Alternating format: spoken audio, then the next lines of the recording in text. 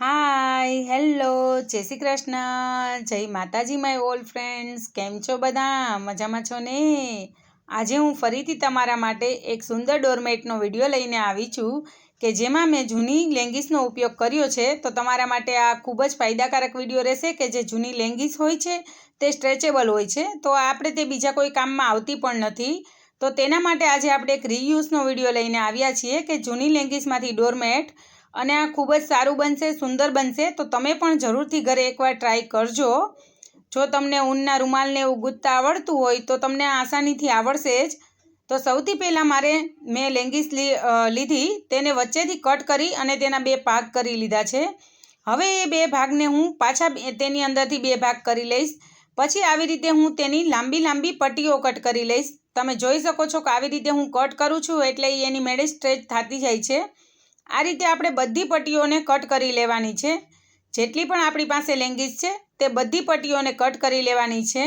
આ ડોરમેટમાં નથી આપણે સોય દોરાની જરૂર પડવાની કે નહીં કાંઈ, ઓનલી ફોર આપણે લેંગીસ, કાતર અને એક આ ગૂંથવાનો જે સૂયો આવે છે તે।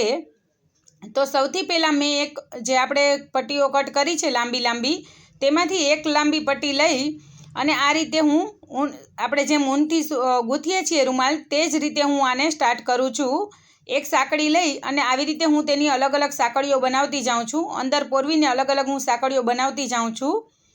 આ બધી સાંકળીઓને આપણે 7 થી 8 ભેગી કરી છે અને હવે જે આપણી પહેલી જે આપણે સ્ટાર્ટિંગ કરી હતી તેની અંદરથી લઈ અને તેની ઉપર હું આ રીતે ગૂંથતી જાઉં છું। આવી જ રીતે આપણે બધી સાંકળીઓ ગૂંથી લેવાની છે। આ ખૂબ જ આસાન છે અને તમે આસાનીથી આને બનાવી શકશો। તો આ રીતે હું તેની અંદર જે આપણે રાઉન્ડ બનાવ્યું છે તેની અંદર હું આ રીતે ગૂંથતી જાઉં છું। જેમ જેમ તમે ગૂંથતા જશો તેમ તેમ આ મોટું થતું જશે। અને આમાં આપણે નથી સોય દોરાનો ઉપયોગ કર્યો કે નહીં કાંઈ, ડાયરેક્ટ જ આપણું બની ગયું છે। કેવી રીતે બન્યું છે આ સોય દોરાના ઉપયોગ વગર એ હું તમને હમણાં બતાવું છું કે જે આપણી આ એક પટ્ટી જે આપણે કટ કરી છે તે પૂરી થવા આવી એટલે તેને આ રીતે મેં ડબલ કરી અને કટ આપી દીધું છે। ધ્યાન એ રાખવાનું છે કે સાવ ખૂણે આપણે કટ નથી આપવાનું।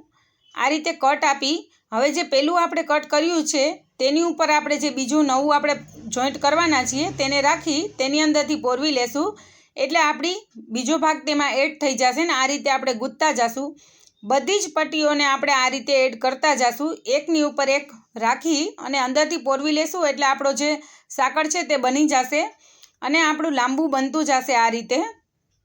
તો નથી તમારે સોય દોરાથી આમાં સિલાઈ કરીને બે ભાગને જોઈન્ટ કરવાના કે નહીં, કોઈ આમાં ઝંઝટ જ નથી। કોઈ પણ ઝંઝટ વગર તમે આને આસાનીથી બનાવી શકશો। તો તમે આ મારા વિડીયોને એન્જોય કરો અને ઘરે તમે જરૂરથી બનાવજો। મારા આ વિડીયોને છેલ્લે સુધી જુઓ। જો તમને પસંદ આવે તો જ તમે આ વિડીયોને લાઇક કરજો, ચેનલને સબસ્ક્રાઈબ કરજો અને જો સબસ્ક્રાઈબ કરો તો પાસે આપેલા બેલ આઇકનને દબાવવાનું ના ભૂલતા, જેથી કરીને મારા આવનારા નવા વિડીયોની માહિતી તમને સમયસર મળતી રહે।